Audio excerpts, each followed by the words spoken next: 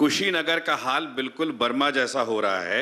मुसलमान वर्ग वहां सांस नहीं ले पाता है। आपकी राजनीति में मुसलमानों के लिए कोई जगह नहीं है। भारत का विरोधी है, मैं उसका विरोधी हूं सर, वो कोई भी हो। ताजमहल का नाम राम महल कर सकते हैं। क्यों नहीं करेंगे? कर देंगे। बिल्कुल किया जाना चाहिए, आवश्यकता है तो किया जाना चाहिए। विदेशी आक्रांता के द्वारा किसी कालखंड में कुछ ऐसा कार्य किया गया है, उसको बदला जाना चाहिए। यह देश की सांस्कृतिक आजादी की लड़ाई भी है। जो मुमताज महल के लिए शाहजहां ने ताजमहल बनाया, उसको जांच का विषय है, चर्चा करिए ना इस पर कभी खुले मंच पर। अच्छा, तो इसका मतलब जो भी पुरानी विरासत है, अगर कहीं लाल कोई विरासत नहीं, कुतुब मीनार जो देश के हित में होगा हमें वह कदम सख्ती के साथ उठाना चाहिए, बिना सोच, बिना लौंग लपेट के, बिना संकोच के। देश के हित में मतलब मानते हैं जो 20-22% मुस्लिम आबादी है वो देश हित के खिलाफ है, उनको हाशिए पर रखकर आप अपना देश, अपनी दुनिया। आप कभी गोरखपुर आएंगे ना, वहां मुसलमान जब पीड़ित होता है तो वह कहीं और नहीं जाता, वो मेरे पास ही आता है, कहता साहब देखो फलाना गुंडा उसके पास कोई विकल्प परेशान कर रहा है। और उत्तर प्रदेश सरकार से भी जो पीड़ित होता है तो भी मेरे पास ही आता है, कहीं और नहीं जाता है।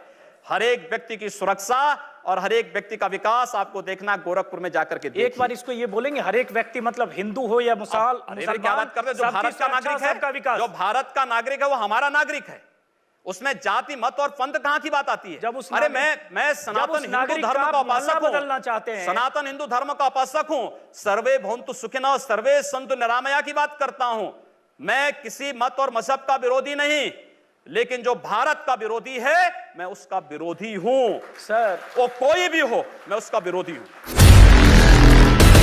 उर्दू बाजार को हिंदी बाजार बताना या बदलवा देना, उर्दू हमारी पहचान हिंदी से है या उर्दू से? मैं आपसे पूछना चाहता हूं, आप फिर मुझसे उर्दू में ही पूछिए। मेरी भाषा हिंदी है, मैं उर्दू नहीं जानता हूं। तो फिर वहां के लोग भी हिंदी जानते हैं, तो हम हिंदी के नाम पर क्यों ना नाम रखें?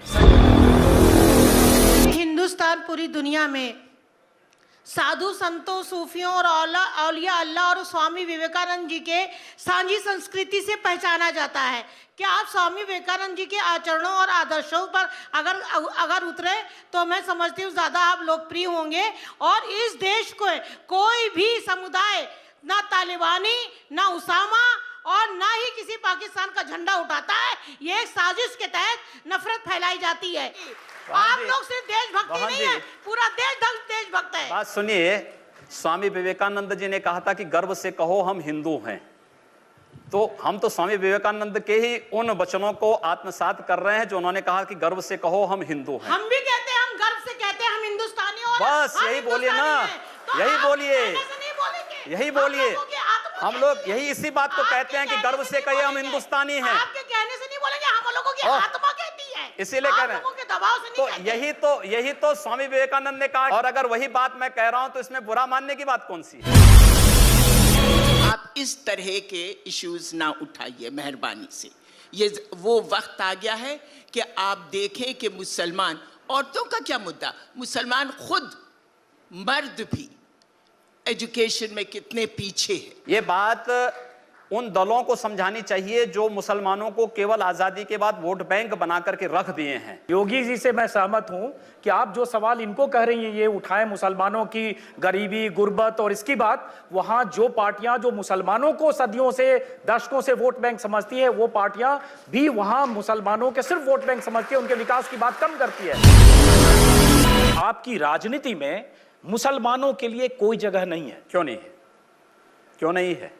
डॉक्टर एपीजे अब्दुल कलाम को जब माननीय अटल बिहारी वाजपेयी जी ने राष्ट्रपति के लिए खड़ा किया था, सबसे पहला सांसद था जिन्होंने समर्थन किया था। भारत का मुसलमान डॉक्टर एपीजे अब्दुल कलाम बने, शाहनवाज हुसैन जैसा बने, पहला व्यक्ति रहूंगा जो समर्थन करेगा। लेकिन अगर यहां पर कोई ओसामा बिन लादेन को और औरंगजेब जैसे दुर्दांत लोगों को अपना आइकॉन मान करके भारत के अंदर पाकिस्तान का झंडा लहराएगा, तो फिर उनके उन विषैले फनों को सख्ती के साथ कुचलने के लिए भी सबसे पहले योगी आदित्यनाथ। आपके समर्थक कहते हैं कि अगर यूपी में रहना है तो योगी योगी कहना है, इसका नारे का क्या मतलब है? और ये डराने वाला नहीं है? अरे भगवान कृष्ण ने भी कहा था कि तस्माद योगी भवा अर्जुन, अर्जुन को कहा अर्जुन योगी बनो।